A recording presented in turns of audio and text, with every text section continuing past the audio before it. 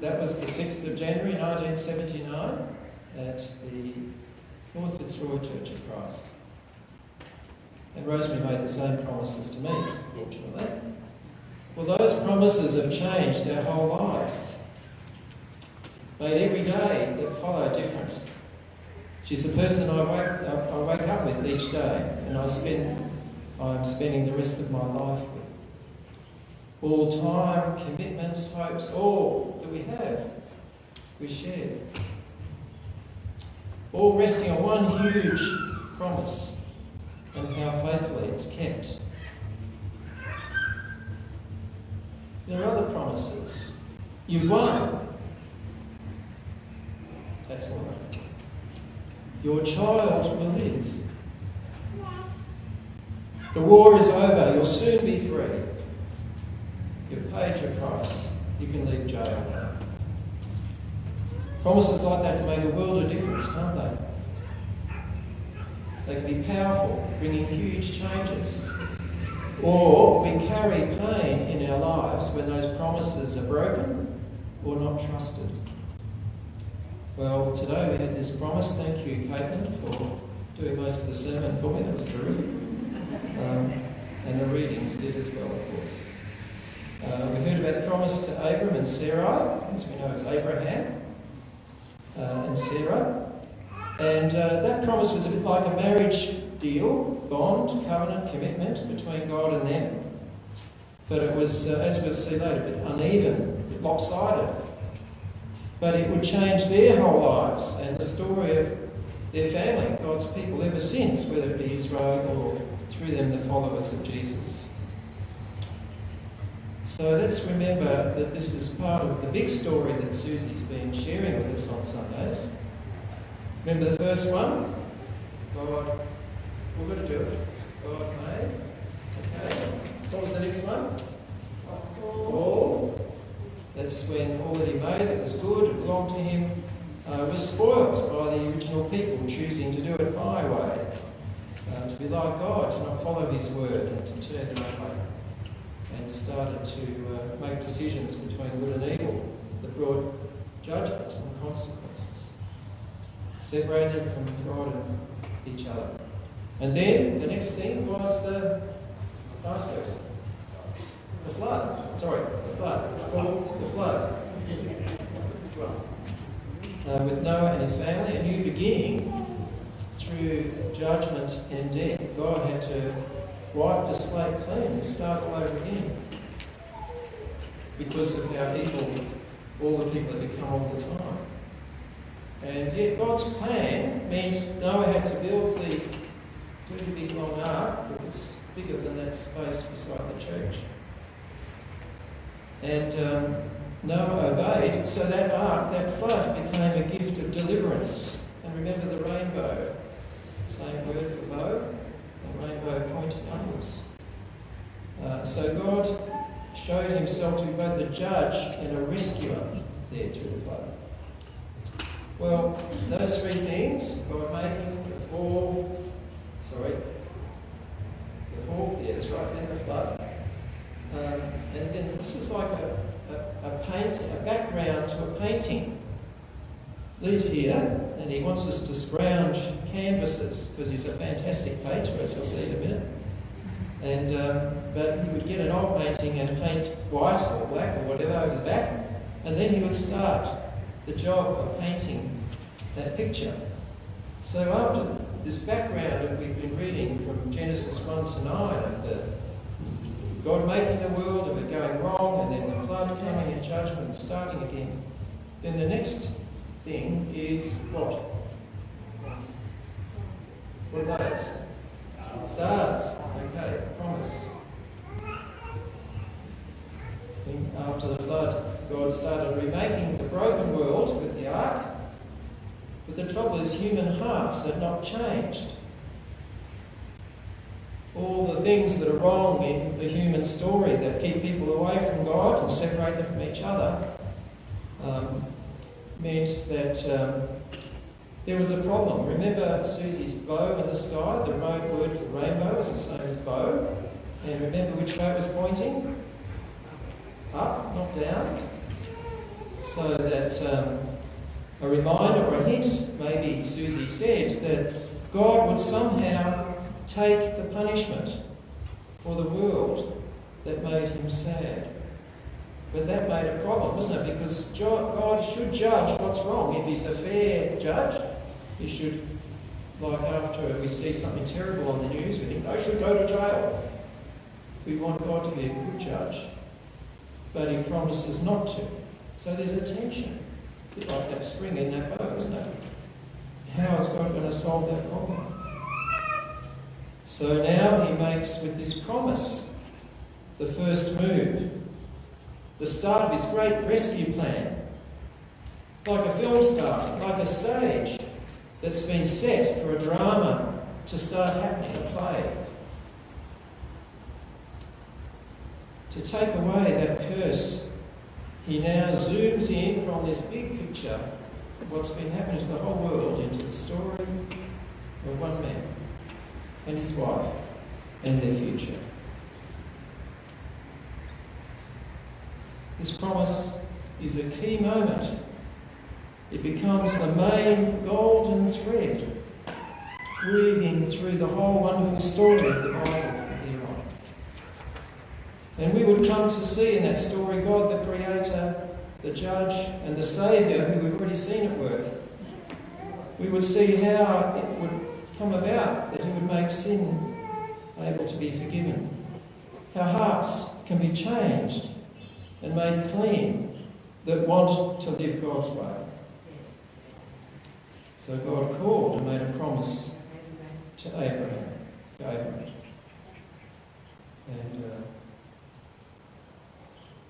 remember the call to go. To his land that I will show you. That was the call. Go to the country, your people and your father's family, to the land I will show you. And then he made a promise after that call. I'll make you a great nation and I'll bless you. I'll make your name great. You will be a blessing to others. I'll bless those who bless you and I'll curse anyone who puts a curse on you. And all nations.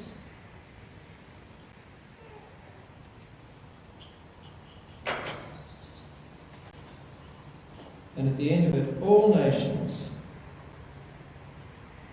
on earth will be blessed because of you. It's an amazing thing, isn't it? What God was going to do with this one man and his family was somehow going to touch the whole world. Hopefully, just like what God's doing amongst God's family here, will touch the whole of Malak, Samson, the territory of the world. So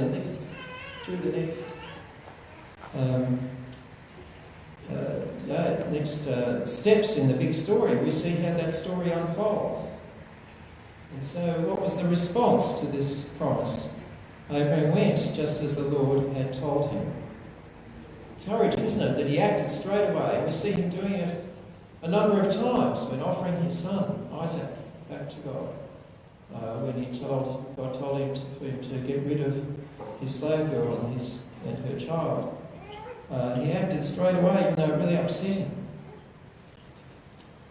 So in the rest of the 9 steps of the big story, we see how God makes this promise grow. And we see him repeating it and expanding, making it bigger through what happens. And in chapter 15, we'll have a look at it in a moment, chapter 17, he takes it further and talks about the sign of circumcision as a seal of that covenant bond.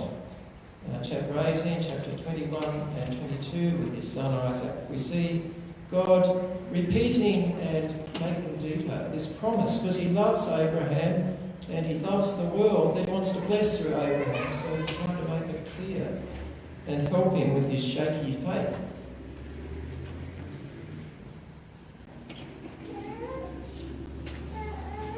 Interesting how faith, believing the promise, was shown in his life in action. As the rest of the Bible, like especially James, helps us to discover. And so we get to chapter 15.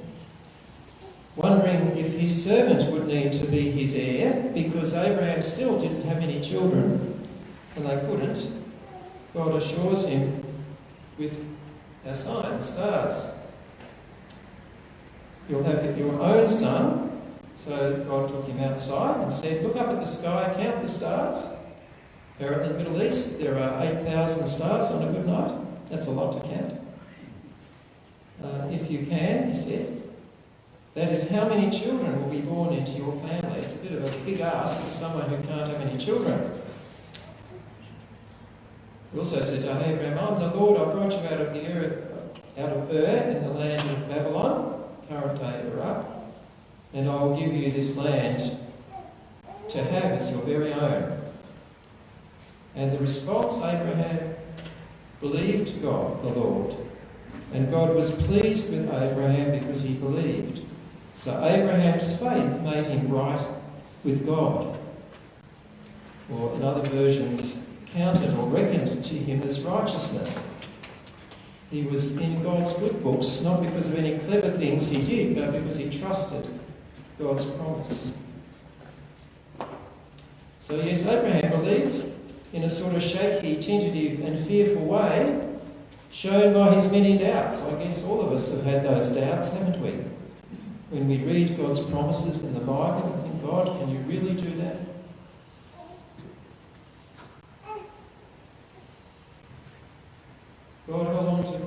Abraham held on to God's promise, even though he still didn't have any descendants. What will you give me, since I remain childless? He says. Will my servant be an heir? In chapter 15. Chapter 17, he fell down and laughed. That's where Isaac's name came from, and things like that. He fell down and laughed. You've got to be joking, God. Will a son be born to a man 100 years old? He was almost 100, and still no baby. And Sarah was how old? 90, that's right. 10 years younger. 90. Whereas when I visited old Betty Roberts in hospital yesterday, some of you might know Betty, she's, I don't know, pushing 90, in her 80s. And we came up and thought, just imagine someone like Betty about to have a baby. And God renewed his promise and says in the next chapter, chapter 18, is anything too hard for the Lord? A promise that Mary had to hang on to and trust in her time to have a baby that no one could explain. In the end, God will do what Abraham and Sarah couldn't make happen. And just as Abraham's faith that made the ark, not seeing what would come, not even seeing the water, and having his neighbours laugh at him, or understanding what was going on, so Abraham accepted God's promise and acted on it without seeing. So Abraham went as the Lord had told him. This was no 50-50 like marriages are meant to be. Not a 50-50 marriage bond. This was a lopsided one where it all depends on God's commitment to fulfill his amazing promise. It was undeserved, it was unexpected, it was unconditional. It didn't depend on Abraham doing the right things all the time to be perfect, to make it happen. So Abraham says, how will I know that I'll possess the land? A few weeks ago, Rose and I went camping for the first time in the Territory. We went to this beautiful gorge and swam in a water hole, and I went with a friend, and we had to climb up these slippery rocks to get to the next part of the gorge, and the next water hole. And he had long legs and long arms and could get up. I couldn't, I couldn't get up out of the water hole. So he reached down with his big hand that totally covered my hand, reached down and he pulled me up with all his strength, my whole weight, and I couldn't even hold on to him very strongly. He actually held my hand whether I let go or not. And he pulled me out of that water up onto the rock so I could go to the next beautiful part of the gorge. And it was a bit like that. All Abraham with his faith could do was to put his hand in God's hand and trust the mighty power of God's strength to deliver that promise. It wasn't in his own strength. I couldn't pull myself out of that water myself. Abraham couldn't make it happen. God's power did it. His faithfulness, that is great, we'll sing about that later, made it happen. So in chapter 17 we have this amazing story to show how much it depends on God. In those days, when they made a deal, a covenant, an agreement, they would cut animals in half, as we read in this story, lay them side by side, and the two parties of this agreement, this deal, covenant, would walk together through the cut animals, the halves. And it was a sign that it was a gory thing, but it would say, if either of us break this deal and let down our promise, what happened to these animals is going to happen to us. It's a warning. So Abraham was asked to cut the animals at God's instructions, and then he went into a deep sleep, and then he saw a vision of a smoking pot and a torch walking in the darkness without him through those cut animals. This amazing scene, God was guaranteeing that he alone would be the one who would pay the price if this covenant was broken. If his people were going to let down, if Abraham and his descendants were going to let down, God's deal that somehow God would pay the price. Still no children. Still had to trust, even though it was hard, that through Sarah all the nations would come and be blessed through him. His own nation would come and the other nations through them, through his descendants. I am God Almighty. Walk before me faithfully and be blameless. Then I'll make my covenant between me and you, and will greatly increase your numbers, he says in this covenant promise. They waited 25 years, still no baby, before any sign that it would come true. He just had to hang on and depend on God to keep his word. But he set out to be faithful, to trust, to keep the covenant, to have Isaac, when he came, circumcised and all his males, to walk in God's ways. And God accounted it or credited it to him, if you like, God put the money in his bank as righteousness, accepted him as right in right standing, in favour with God, the promises of all. And then as we read, and not today, but we didn't read it today, but do read the story of Abraham, like in chapter 22, where God asks him to offer back as a sacrifice Isaac, the baby who was eventually born. And fortunately God stopped him just before that.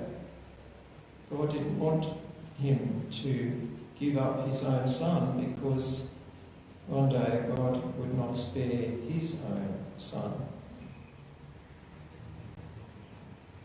That he was showing Abraham to hand the gift back to God, who could even raise the dead, rather than clinging to the gift as if it depends on me now, to hog it and keep it and save it and keep it safe.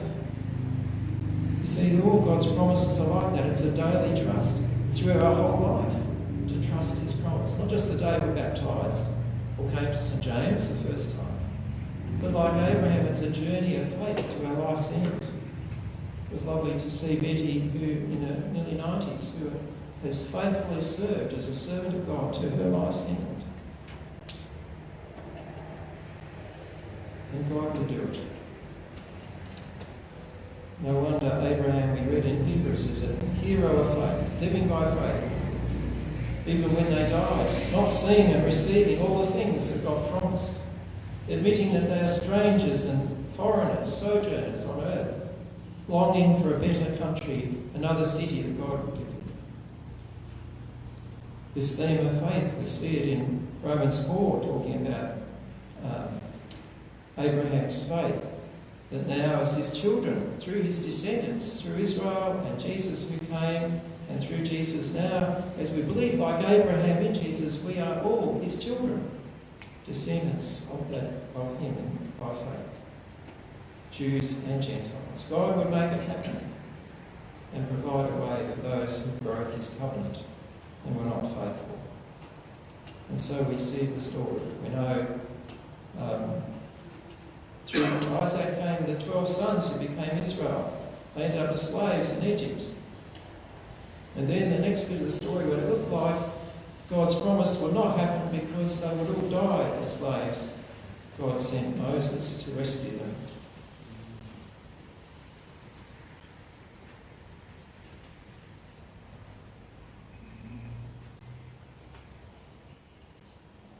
The Bible study.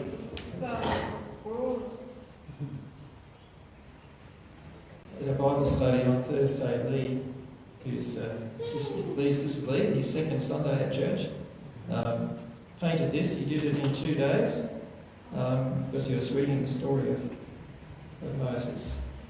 And see how God separated the waters. And tell us, Lee, about who's on the path through the waters. Well, because I've been trying to, the people that are walking through, I wanted to paint the Aboriginal people following Moses through, because a lot of our people are lost on this land, and if I did Moses, and he's walking through all the Aboriginal people, so he's following them and just to guide them to the new land, like as we are now. A lot of us, relate to our communities and talk to people that they know, that we need to find the new land. And I've been reading the Bible, so I really like the story of Moses and the other stories of the Bible. Thanks.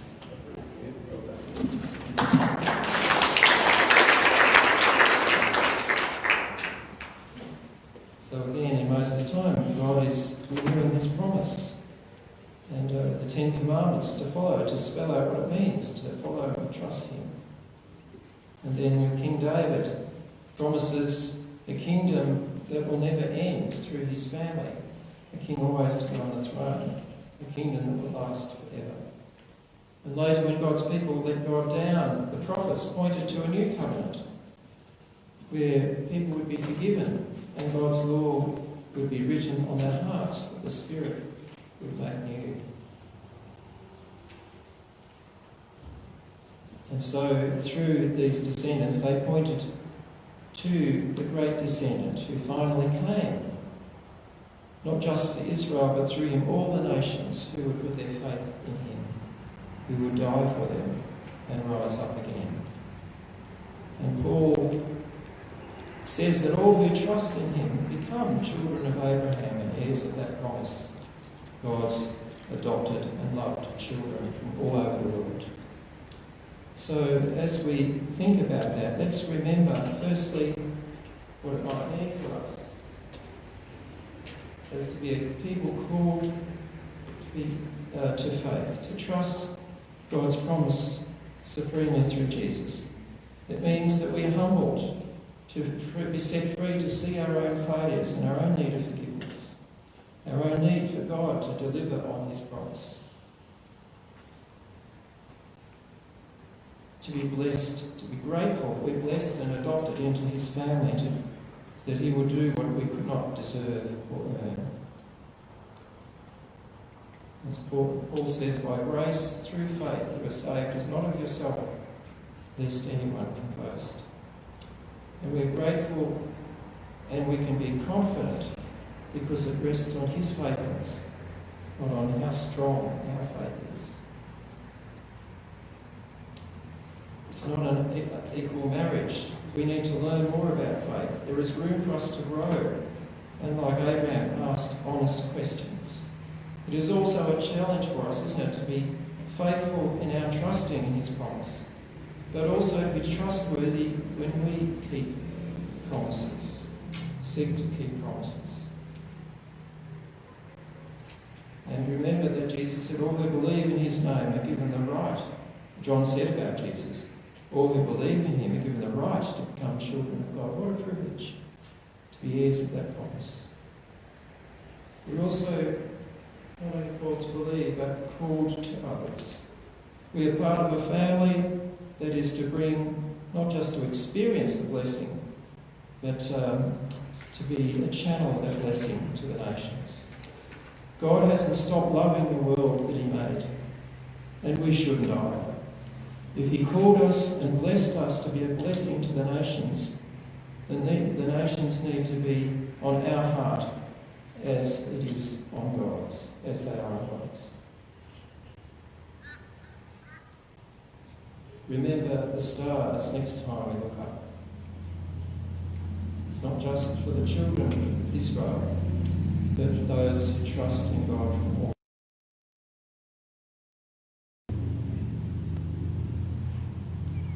No wonder Jesus said, "You are the light of the world. Let your light shine." Maybe he's thinking of those stars. Just as Jesus charged his disciples, "As the Father sent me, so I send you. Go and make disciples of all the nations that we blessed through Abraham." And as God was with Abraham and his servants, so Jesus promises to be with us by his Spirit to the end. And maybe this picture of the stars was also in Paul's mind, when to the Philippian Christians he said, "Don't grumble and argue, but as you follow Jesus' example, may you become blameless and pure, children of God, without fault in a warped and crooked generation. Then you will shine among them like stars in the sky, as you hold firmly to the word of life." The job of stars is to reflect the life of this sun. So it means too that this church at St. James, we can celebrate being a church where the nations join us to trust in him, but also a church that is outward, through Alpha, through our barbecue that's coming up, through our mixing with our neighbours, to share that hope and that promise.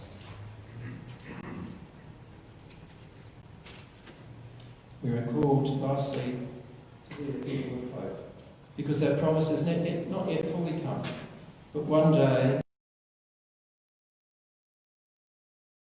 in our problems, and one day with others we'll gather around that throne where every tear will be wiped away, with no more crying or pain, and join people of every tribe, country and language to worship the Lamb on the throne. For that day, God's promise to Abraham and to us in Jesus will finally be fulfilled, and will be part of this picture.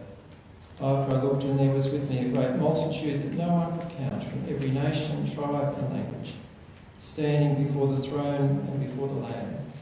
They were wearing white robes and were holding palm branches in their hands, and they cried out in a loud voice, "Salvation belongs to our God who sits on the throne, to the Lamb." Let's pray to him. Father, thank you for your promise to Abraham and through Jesus to us.